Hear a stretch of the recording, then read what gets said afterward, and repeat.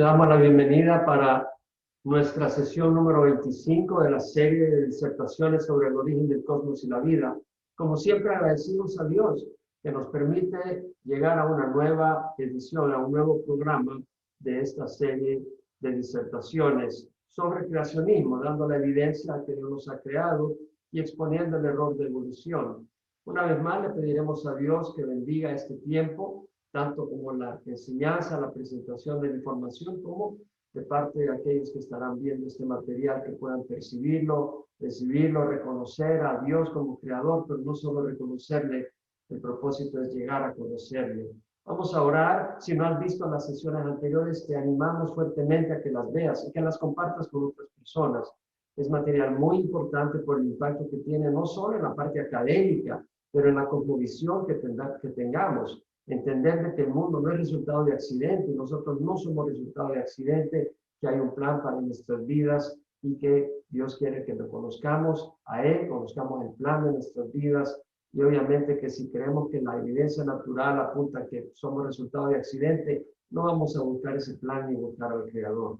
Vamos a orar. Padre, yo te ruego que bendigas este tiempo. Te doy gracias por cada persona que se va a unir a ver este material, pero que tú les abras la mente y sobre todo el corazón para que te puedan reconocer como Señor y Salvador en un día, Señor. Primero, reconocerte como Creador del universo, entender que sus vidas están en tus manos y, Señor, reconocerte también como Padre y Señor de sus vidas. Padre, te doy gracias por la oportunidad de llegar hasta acá y llegar a los corazones que van a ver este material. En nombre de Jesús, nuestro Señor. Amén.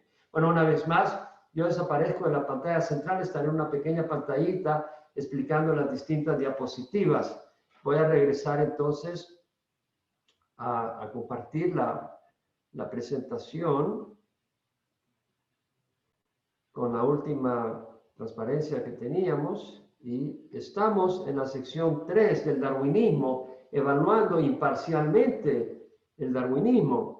Y estuvimos viendo la sesión anterior sobre variación y adaptación.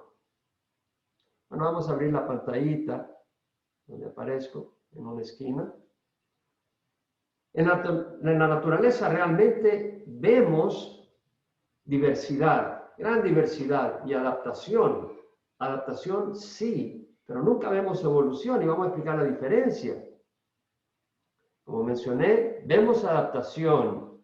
Claro, es un sistema que Dios ha establecido para la preservación de las especies, pero no vemos evolución. Eso no lo vemos, eso es imaginación. Consideremos la adaptación que se manifestó en la polilla Biston betularia en los bosques de Inglaterra. A mediados del siglo XIX, los bosques de Inglaterra estaban llenos de líquen blanco en su corteza. El líquen es un tipo de hongo que se pega a los árboles y también se pega a las rocas. Y bueno, vemos que en el siglo XIX los bosques estaban llenos de este organismo en sus superficies. Aquí vemos un líquen, un árbol cubierto de líquenes blanco. Y también estaban poblados los bosques de la polilla Biston betularia, y vamos a hablar de la adaptación de esta polilla. Aquí vemos la polilla en dos variedades, una clara y una oscura, dependiendo de la combinación genética. Los genes existen en distintas combinaciones en la polilla, y dependiendo de la combinación de genes puede ser clara o puede ser oscura. Bueno, las polillas Biston betularia eran de color clara, las más abundantes, más que las oscuras en el siglo XIX, por pasar desapercibidas a los pájaros. El líquen es blanco, las polillas son blanquecinas, los pájaros no las veían, pero cuando aparecía una polilla oscura de la Biston betularia era más visible, los pájaros la veían y se la comían. Como resultado, la proporción genética de los genes que favorecen el color blanquecino era la predominante. Aquí vemos la Biston betularia de la clara. Y aquí tenemos un árbol con líquen blanco y amarillento. Y bueno, aquí tenemos una Biston betularia de las menos oscuras, de las claras. Aquí tenemos otra. Pasan desapercibidas, los pájaros ni la veían. pero la oscura era más visible. Pajaritos hambrientos se las comían. Como resultado, la proporción genética se desplazó hacia las blanquecinas y las oscuras desaparecían rápidamente porque eran visibles a los pájaros.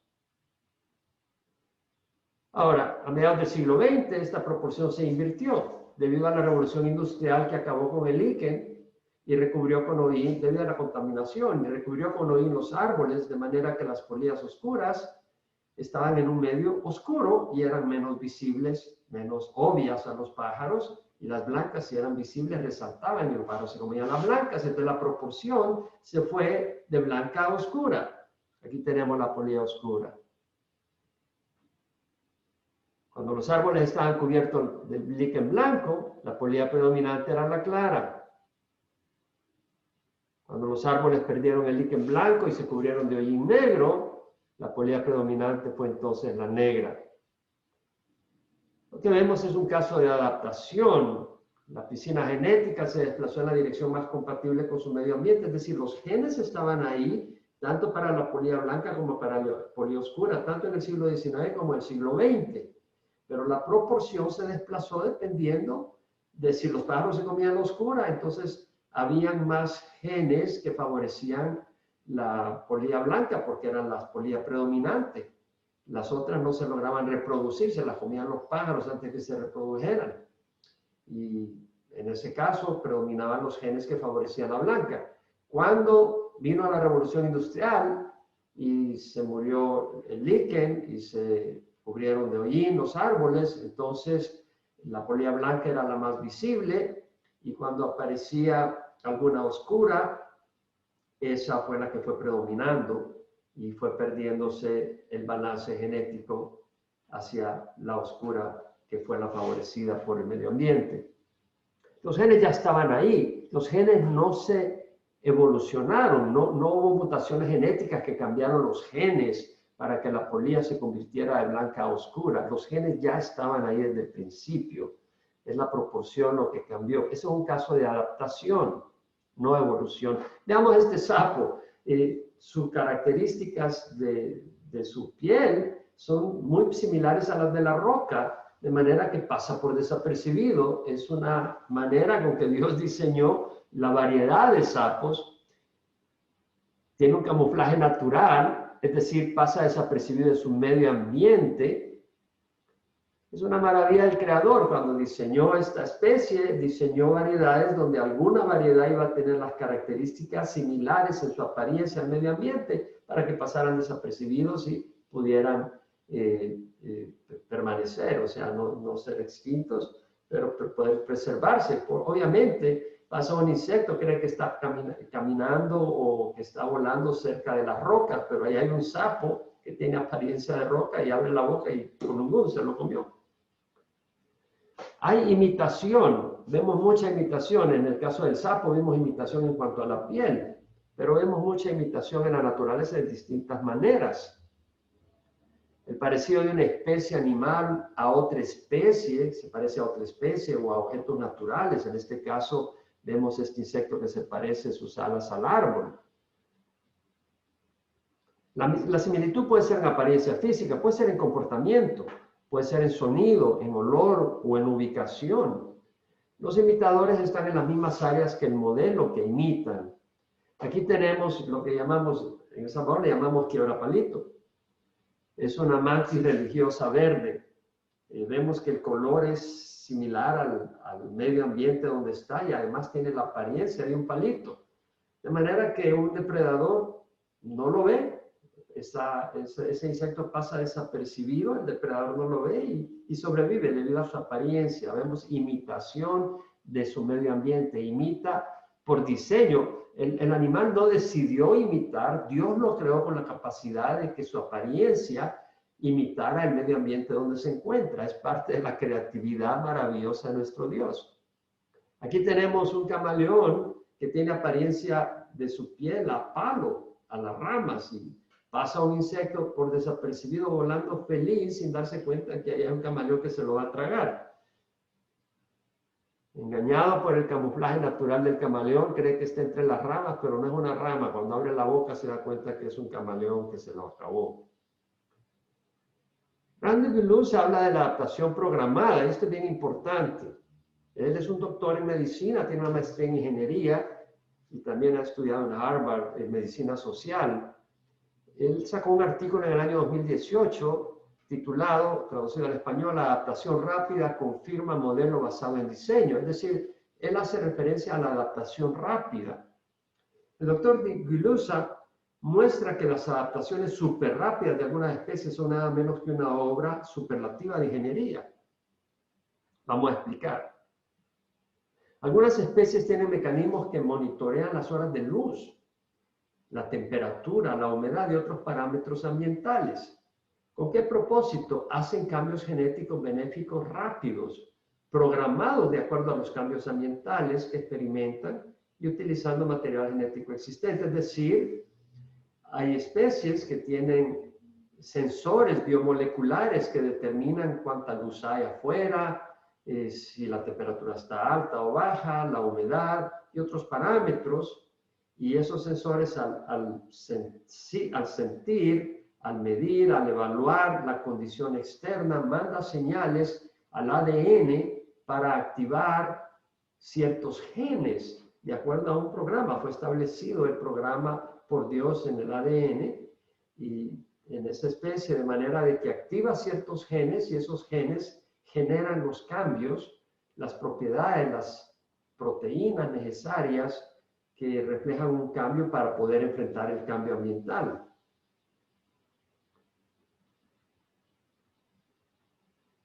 Es decir, hay sensores biomoleculares, detectan un cambio ambiental y hacen que se active parte del ADN que genera una respuesta programada en la especie para hacerle frente al cambio ambiental.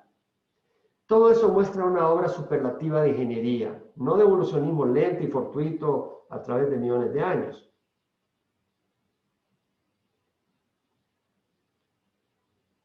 Según evolución, las proteínas específicas, órganos, procesos, sistemas complejos en las especies resultan de la acumulación de errores genéticos benéficos y complementarios a través de millones de años. En otras palabras, hay mutaciones una tras otra en las distintas generaciones y esas mutaciones, algunas son buenas y se van acumulando hasta llegar a producir un cambio completo de un nuevo sistema, una nueva proteína, un nuevo órgano.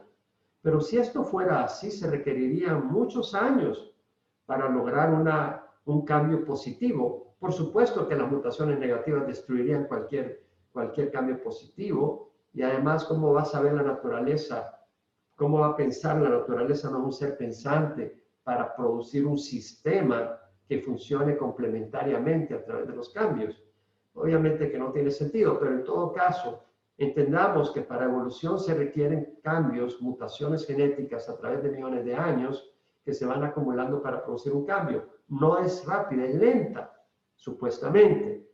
No ocurre, pero sí. En la mente de las personas que lo creen que ocurre lentamente. Pero se ha descubierto que hay una gran cantidad de especies que experimentan adaptaciones súper rápidas como respuesta a cambios ambientales. ¿Cómo puede haber una adaptación tan rápida si es por mutaciones genéticas? Si dependiera de evolución de nuevos genes, el proceso tomaría millones de años y la especie desaparecería antes de que logre una variación favorable contra el medio ambiente. Muchas especies sufren adaptaciones apenas en 15 años, en menos de 20 generaciones. ¿Cómo puede en 20 generaciones producirse suficientes cambios genéticos por error, complementarios, benéficos, para llegar a formar algo nuevo? No tiene sentido, no hay evidencia de eso.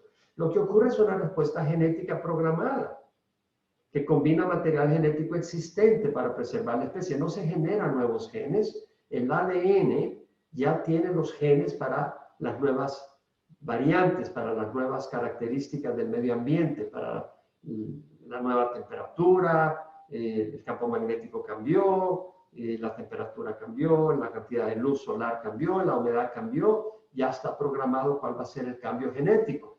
Está programado en el ADN.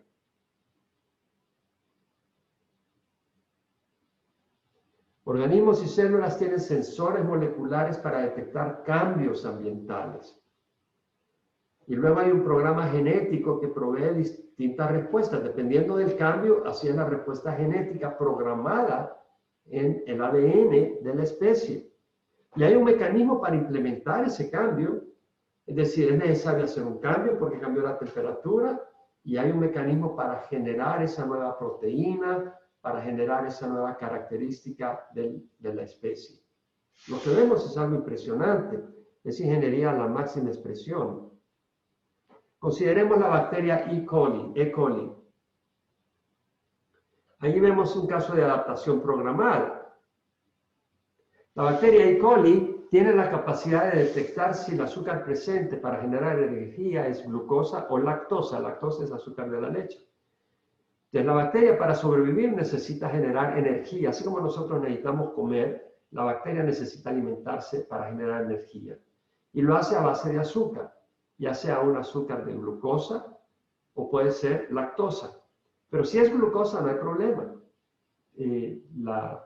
La bacteria puede asimilar la glucosa, pero si es lactosa, tiene que generar una enzima que pueda metabolizar la lactosa. Entonces hay sensores que determinan si lo que hay en el medio ambiente es lactosa o glucosa. Si es glucosa, todo bien. Si es lactosa, el sensor reconoce que es lactosa y manda una señal al ADN donde genera una enzima que sea capaz de metabolizar la lactosa. Aquí lo explico. Si el azúcar es lactosa, se activa el gen beta-galactosidasa del ADN que ordena la producción de la enzima apropiada que metaboliza la lactosa.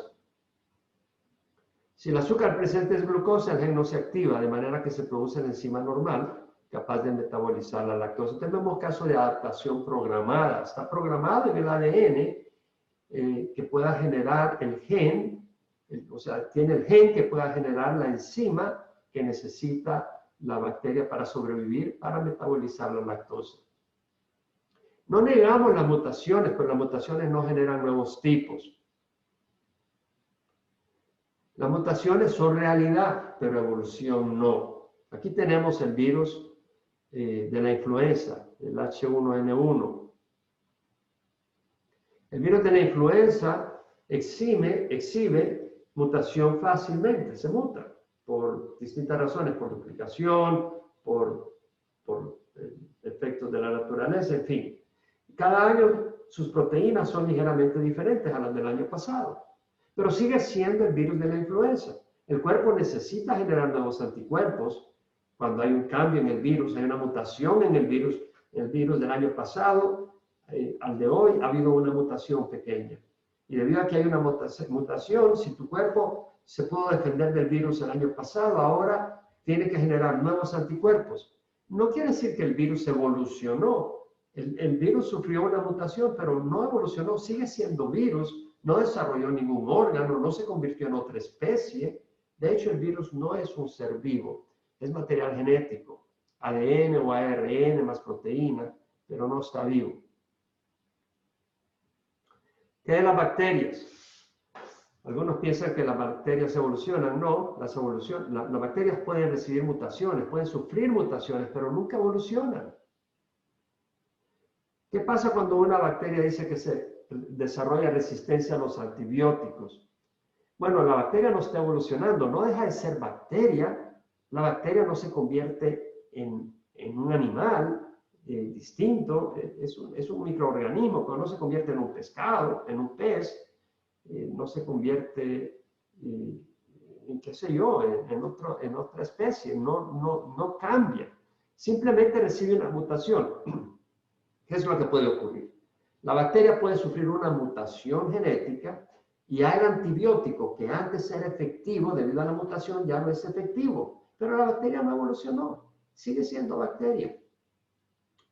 Y es posible cuando uno usa cierto antibiótico que la bacteria puede tener distintas expresiones genéticas y el antibiótico funcione muy bien con tal vez la mayoría de las expresiones genéticas de esa bacteria y de esa manera prácticamente acaba con la bacteria, aunque queda cierto remanente de cierta variedad genética que el antibiótico no le hace daño. Sin embargo, habiendo destruido la mayoría, el cuerpo toma control y se logra defender su sistema defensivo inmune contra la pequeña cantidad de bacterias que el antibiótico no logró destruir. Pero luego viene cualquier situación médica que baja las defensas de la persona y entonces ese remanente se reproduce y ya el antibiótico que antes pareció ser efectivo ya no es efectivo ante esa expresión genética de la bacteria. Esa es otra posibilidad. La bacteria no evolucionó.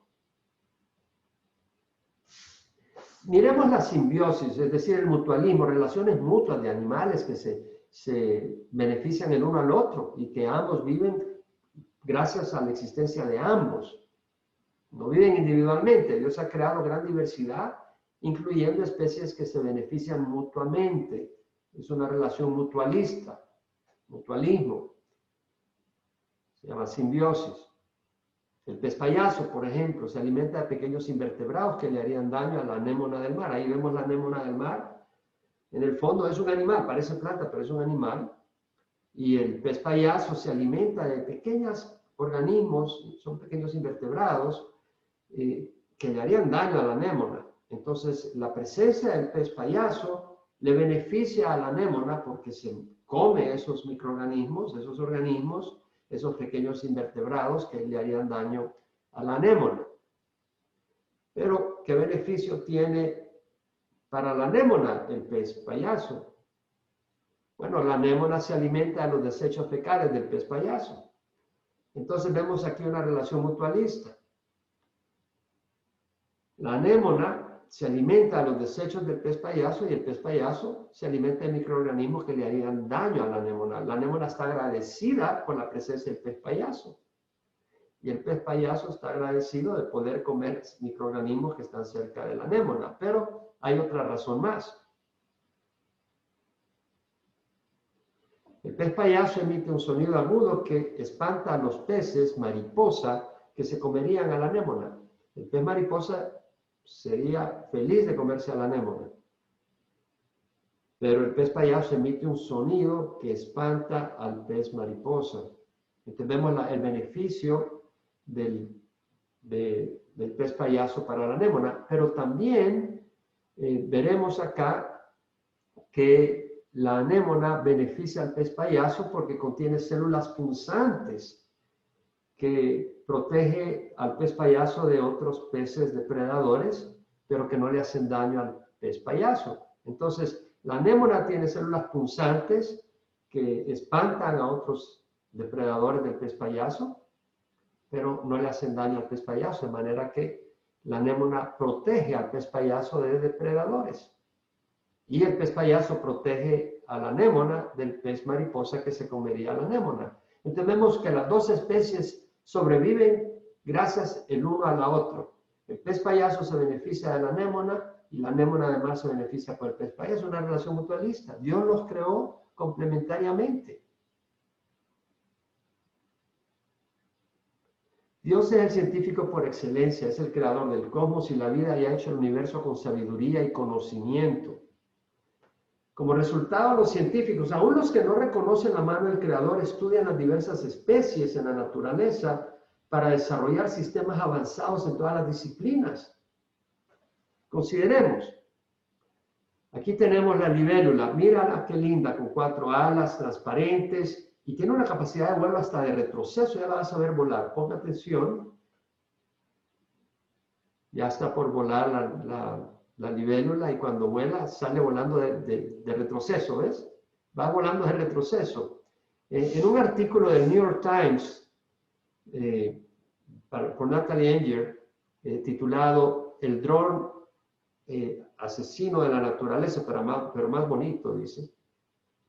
Habla que las libélulas son acróbatas, formidables, capaces de volar estacionarios en el aire, es decir, se puede quedar en el aire. Tú ya has visto las libélulas que a veces se quedan en el aire en un solo lugar, como los helicópteros que se quedan en un solo lugar, sin avanzar. O puede tirarse en picada, o puede ir de retroceso, o puede volar boca arriba, o puede girar 360 grados y alcanza velocidades de 50 kilómetros por hora. ese insecto volando a 50 kilómetros por hora es una velocidad enorme para un insecto. Es impresionante la libélula. Tiene 4 alas transparentes, como lo noté al principio. Están unidas al tórax mediante músculos separados, por lo que puede maniobrar cada ala independientemente y le da al insecto un rango extraordinario de opciones de vuelo, como ya las mencionamos. Puede volar hacia atrás, puede darse vuelta a 360 grados, puede volar boca arriba, puede volar en picada, puede volar estacionariamente. Y sus ojos, un par de esferas gigantes ocupan casi toda su cabeza, tiene un campo de visión completo. Mira los ojos de esta libélula. Mucha investigación de la libélula es financiada por el Ejército de Estados Unidos, que ve dicho insecto como el dron de precisión arquetipo, el modelo ideal de dron es uno en la naturaleza, lo que Dios ha diseñado. Consideremos la hormiga.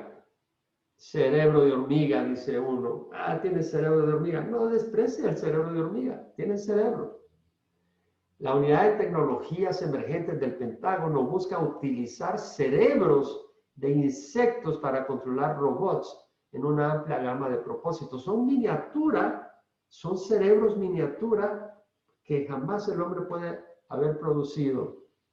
El gobierno está explorando nuevos sistemas computacionales y estrategias desarrolladas a partir de las impresionantes capacidades computacionales de insectos muy diminutos. Amigo, ¿tú crees que la naturaleza por accidente puede producir esto que el ser humano está tratando de copiar y utilizar porque no hay nada más maravilloso que lo que Dios ha creado en la naturaleza? El hombre no puede igualarlo. Las hormigas, como mencioné, ¿qué es lo que ves ahí? Es un puente hecho por hormigas. Aquí vemos las hormigas formando un puente para cruzar un precipicio. Y aquí ves a una hormiguita aprovechando el puente para pasar de un lado al otro. Amigo, ese puente no puede formarse sin inteligencia. Se requiere inteligencia para entender que vas a formar un puente. Se necesitan comunicar las hormigas entre ellas. Sin comunicación no se van a poner de acuerdo. Se necesita cooperación. La hormiga es un insecto social. Consideremos los sistemas de navegación, los animales que migran. Dios ha creado especies con sistemas de navegación impresionante. Las aves, tortugas, las ballenas, las mariposas y otras especies migran previendo cambios climáticos estacionales, viene el invierno, viene el otoño, y migran, y para la reproducción, tener las crías en el lugar apropiado con las condiciones climatológicas apropiadas. Las especies saben que necesitan migrar, cuándo migrar, hacia dónde y cuándo regresar. ¿Cómo saben? Dios ha instalado en su ADN la capacidad y lo necesario para que puedan llevar a cabo ese proceso migratorio. Consideremos la migración del salmón. Nacen en ríos de agua dulce. La hembra pone los huevos en el agua y el macho tira el esperma en el agua y se fertilizan. Y nacen los salmoncitos en los ríos de agua dulce. Permanecen en el río de 2 a 3 años desarrollándose para hacer su travesía hacia el mar. Migran hacia el mar donde permanecen de 3 a 4 años desarrollando su sistema reproductivo. Después de 3 a 4 años regresan nadando contracorriente hacia el río donde nacieron, no hacia cualquier río, están en el mar. A más de 1000 kilómetros de distancia de donde nacieron, están en mar abierto y después de 3 a 4 años que ya maduraron y pueden recrear, pueden reproducirse, regresan al río de donde nacieron. Del mar abierto saben identificar el río y llegar al lugar a donde nacieron. Su habilidad para saltar, tienen que saltar, van en contra de la corriente. La corriente los arrastraría, pero tienen una musculatura capaz de hacerlos saltar al aire y así ir avanzando, saltando. De manera que lo que la corriente lo arrastra es menor que lo que logran saltar y avanzar en cada salto. Tienen un sentido de olfato que es importante para ellos para migrar hacia el lugar de donde nacieron. Su sistema navegacional es excepcional. Su cerebro detecta el campo magnético exacto de su lugar de nacimiento. O sea, tienen capacidad de detectar el campo magnético exactamente del lugar a donde nacieron. Su ruta migratoria completa es de 3.800 kilómetros. Es una maravilla de diseño. La ballena jorobada, que su ruta migratoria es de 22.000 kilómetros. Pasan el verano cerca de la región polar. Al principio del invierno migran hacia la región ecuatorial. En el mundo animal vemos evidencia de diseño por todos lados. Pero, ¿qué es lo que hace que estos aves, animales logren migrar? ¿Cómo controlan la migración? Leyendo un artículo en Wikipedia, menciona que sus tiempos, sus respuestas son controlados genéticamente, está en el ADN. La habilidad de navegar y orientarse durante la migración es un fenómeno muy complejo. No es cualquier cosa, estamos aprendiendo y entendiendo. Incluye programas endógenos, es decir, lo que está programado en su ADN, así como aprendizaje. Es un proceso donde tienen programas endógenos y encima aprenden ciertos elementos necesarios en el proceso de migrar. Muchas aves usan el sol para dirección, para poder dirigirse. También usan el campo magnético terrestre a distintas latitudes. A distintas latitudes las aves se dan cuenta que el campo magnético es distinto y esa diferencia, ellos hacen un mapa del campo magnético para poder regresar al lugar a donde migran cada año. Y hacen compensación a su ruta por el impacto de las corrientes de aire. El aire las desvía de su ruta, pero ellos hacen compensación de lo que desvían. También tienen pistas olfatorias y puntos de referencia geográficos, peñascos y lugares geográficos que son parte de la información que utilizan para migrar. Hemos visto los animales, pero el ser humano. Toda la creación fue hecha para el ser humano ha sido creado para Dios. El ser humano es una maravilla del diseño de Dios. De hecho, fue un pensamiento que Dios puso en mi corazón. Yo viajaba del aeropuerto internacional Hartsfield de Atlanta, Georgia, para Morristown, a la compañía Westinghouse para la cual trabajaba. Yo estaba en la mañana orando, leyendo mi Biblia antes de partir en el avión y el Señor me puso un pensamiento: Jaime, ¿crees que es posible que el hombre, perfecto complemento de la mujer en su sistema anatómico, reproductivo, haya sido resultado de procesos accidentales por mutaciones genéticas a lo largo del tiempo, la naturaleza filtrando las erróneas y logrando producir sistemas complementarios? El aparato reproductivo en la mujer, en un ente totalmente separado del hombre, que ambos aparatos reproductivos que son complementarios ocurran por accidente. Y dije: Señor, imposible. Con ese pensamiento, para mí se murió evolución y entendí que evolución no era posible. Forman complemento perfecto desde el punto de vista anatómico y emocional para la reproducción. Es evidencia de diseño, no de accidente. Amigo, toda la humanidad viene de una madre común. Hay evidencia genética. En Chemical and Engineering News del 6 de febrero de 1989, recuerdo, yo estaba trabajando para Baxter Healthcare y recibía la revista Chemical and Engineering News y el artículo del doctor Alan Wilson, PhD, profesor de bioquímica de la Universidad de California en Berkeley, que menciona en ese tiempo que la tecnología, saca un artículo donde dice: la tecnología que muestra que la humanidad viene de una sola madre es avanzada y concluyente. O sea, se podía concluir científicamente que toda la humanidad viene de una sola mujer. Amigos, eso es lo que dice la Biblia. Dios creó a Adán, y de Adán hizo a Eva, y de Eva viene toda la humanidad. Eso es lo que dice la Biblia. Si la evolución fuera cierta, yo no pensaría que toda la evolución depende de una mujer que por accidente se produjo. Es absurdo. Tenemos la evidencia histórica. En el idioma chino, que es a través de pictogramas, símbolos, se representan las palabras. La palabra crear en el pictograma chino clásico de hace 4.500 años, del tiempo, poco tiempo después del diluvio universal. Es el pictograma por la palabra crear. Vemos esos símbolos. Bueno, la palabra crear está formada por dos símbolos principales. Uno que es caminar, mira esa sección, mira ese símbolo, que es parte del símbolo crear, y el símbolo hablar. Puedes ver a la derecha ese símbolo hablar, que es parte del símbolo crear. Entonces es caminar y hablar. Eso es la palabra crear.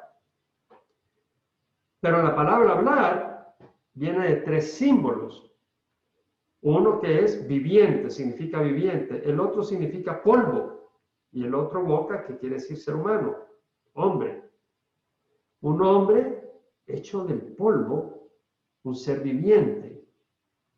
Solo el ser humano habla con lenguaje. Los animales pueden emitir sonidos y repetir sonidos, pero no pueden expresarse frases coherentes como lo hace el hombre. No puede construir frases coherentes. Pero el ser humano habla y camina. Entonces vemos que la palabra crear es un hombre hecho del polvo de la tierra, se convierte en un ser viviente que habla y camina. Esa es la historia que nos dice Génesis. Eso es lo que dice este pictograma chino. Hoy mismo, en el idioma chino, eso es lo que representa la palabra crear, lo puedes ver. Y hace referencia al libro de Génesis. Hubo un día en que toda la humanidad sabía que habíamos sido creados por Dios, del polvo de la tierra.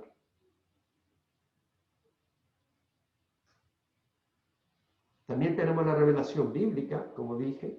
En Génesis leemos que el Señor, Dios, formó al hombre del polvo de la tierra y sopló en su nariz el aliento de vida y fue el hombre un ser viviente.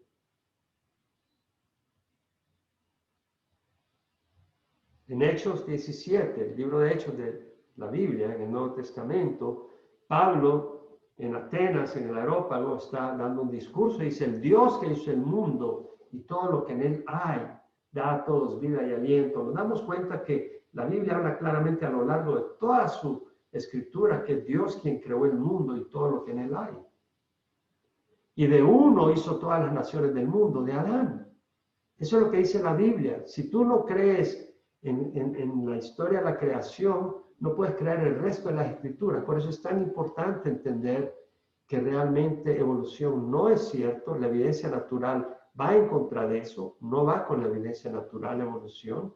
Y por otro lado, evolución es un ataque a la revelación bíblica, a la verdad revelada en las escrituras. Y dice Pablo: Dios determinó los tiempos señalados y los límites de las naciones. De una hizo todas las naciones del mundo, habiendo determinado sus tiempos señalados y los límites de su habitación. Amigo, las naciones, reconozcan o no reconozcan a Dios. Algunas naciones son musulmanas, otras son principalmente budistas, es lo que predomina en ciertas naciones. Otras predominará tal vez el ateísmo. Pero amigo, todas las naciones son creación de Dios y Él ha determinado sus tiempos. Los tiempos de las naciones están en las manos de Dios, amigo. Tenemos que reconocer eso. Es sabio reconocer eso.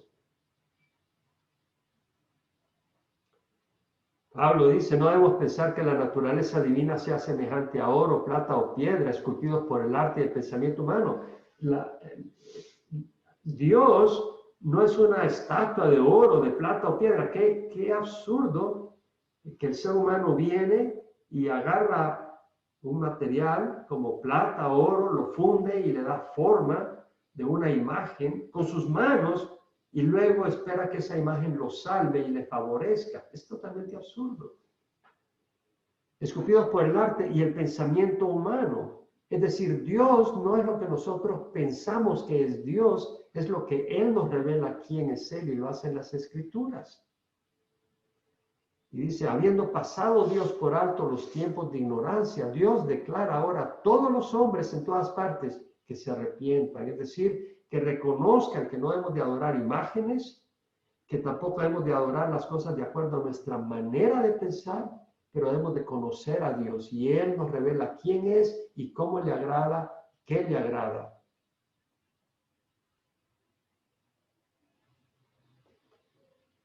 Pablo dice: Dios ha establecido un día en el cual juzgará al mundo en justicia por medio de un hombre, Jesucristo, Dios hombre. Dios, el Hijo de Dios, tomó la forma de un hombre para llevar su cuerpo a la cruz, para pagar por los pecados de todos los injustos. Todos somos injustos excepto Él, que es justo. Y Dios lo designó habiendo presentado pruebas a los hombres al resucitar entre los muertos. Ninguna religión tiene a su líder que murió y resucitó y que hay testimonios confiables de que resucitó y que vive, excepto en la fe cristiana.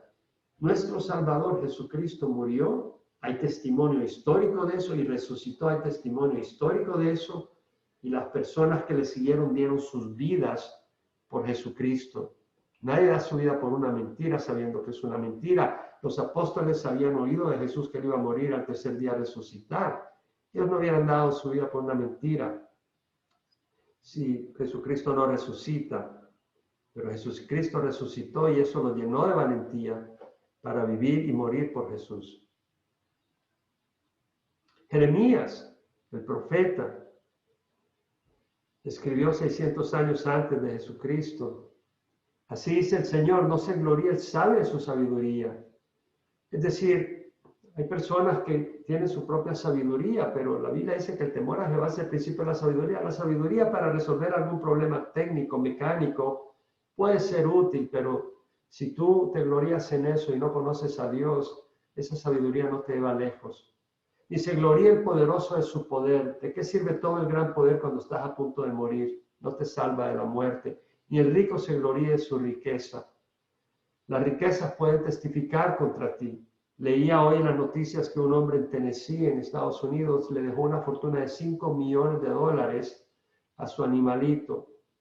No recuerdo si era, no sé, creo que era una perrita o era una gata. No recuerdo si era perra o gata, pero le dejó $5 millones de herencia. Amigo, ese dinero va a testificar contra él, que tiene más amor por un animalito que por el ser humano. Mas el que se gloríe, escribió Jeremías, gloríese de esto, que me entiende. Dios está hablando a través de Jeremías.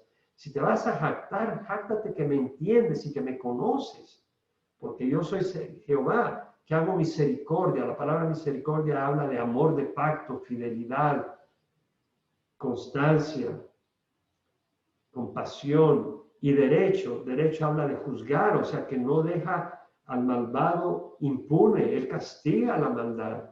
Y también justicia, rectitud en la tierra. Dios es recto, Dios es compasivo y misericordioso, pero también es justo y va a castigar el pecado. Y todos hemos pecado, tenemos que venir a Dios y apelar a su misericordia, que a través de Jesucristo, Él nos permite venir a una relación con Dios. Porque en estas cosas me complazco, declara el Señor. Oseas, otro profeta del Antiguo Testamento, escribió: conozcamos, pues esforcémonos por conocer al Señor. Empecemos por la naturaleza, reconociendo que Dios se revela en la naturaleza, sus atributos invisibles, eterno poder y su divinidad se han visto con toda claridad siendo entendido por medio de lo creado. Conozcamos, pues esforcémonos por conocer al Señor, primero reconociéndole en la naturaleza y luego a través de su palabra. Su salida es tan cierta como la aurora. El Señor viene, Él vendrá a nosotros como la lluvia de primavera que riega la tierra. Para aquellos que le esperamos con amor y le servimos, el Señor viene como la lluvia de primavera que riega la tierra. Para otros vendrá como el juez que viene a castigar la maldad y la rebeldía.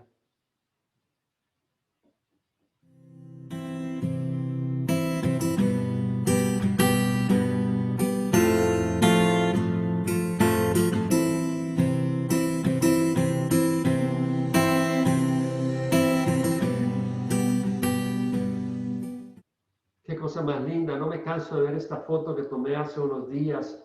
Fui a caminar a la montaña y se veía el mar y el sol reflejando su luz sobre el mar. Qué vista más maravillosa. Hay unas casas muy lindas en ese lugar, cerca de donde fui a caminar, y realmente pienso en las mansiones que Dios tiene para los que le amamos. Amigo, qué cosa más linda conocer al Señor. Y la esperanza que tenemos, este mundo no es todo. El temor a Jehová, el reconocer a Dios es el principio de la sabiduría. Los necios desprecian la sabiduría y la instrucción. Yo te animo a que te pongas en paz con Dios. Y te pones en paz con Dios aceptando lo que Dios hizo por nosotros. Mandó a su Hijo a pagar por nuestros pecados en la cruz. Por nuestras fallas, nuestro egoísmo, nuestra maldad, nuestro enojo, nuestra impaciencia, nuestra inmoralidad. Jesús fue a pagar por nosotros, porque Dios es un Dios moral y Él no acepta la maldad.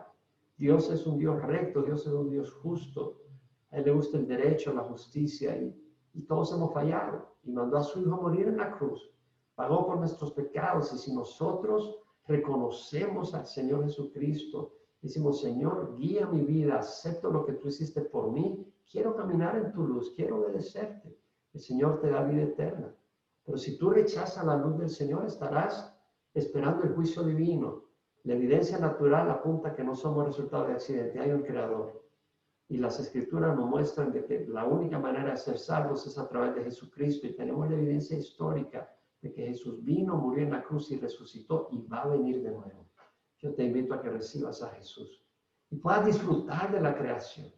De nuevo, cuando yo camino en la naturaleza, veo árboles, veo pájaros, puedo gozarme de la mano creadora de Dios y no pensar que es un resultado de accidente, que ese pensamiento es tan vacío y triste. Pero nosotros tenemos esperanza. Pon tu fe en Jesús. Te invito a que lo recibas. Padre, te ruego perdón por mis pecados. Hoy recibo a Jesucristo como mi Señor y mi Salvador. Gracias por darme la oportunidad de conocerte y, Señor, reconocer tu mano en la creación.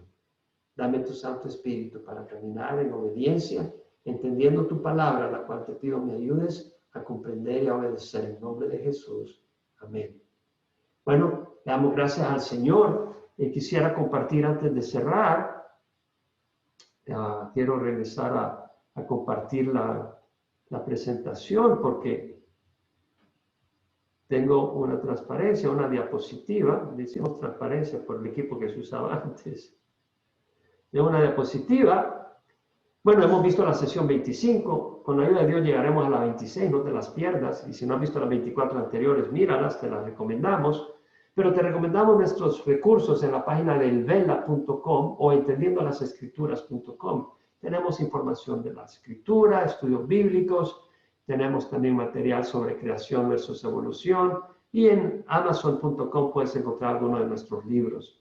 Así que realmente te animamos a que te informes, te equipes, porque es necesario, y sobre todo que busques del Señor. Lea la palabra de Dios, la Biblia es la palabra de Dios revelada, ese regalo de Dios para nosotros, para conocerle y para experimentar vida eterna. Te damos gracias por acompañarnos y hasta la próxima. El Señor te bendiga.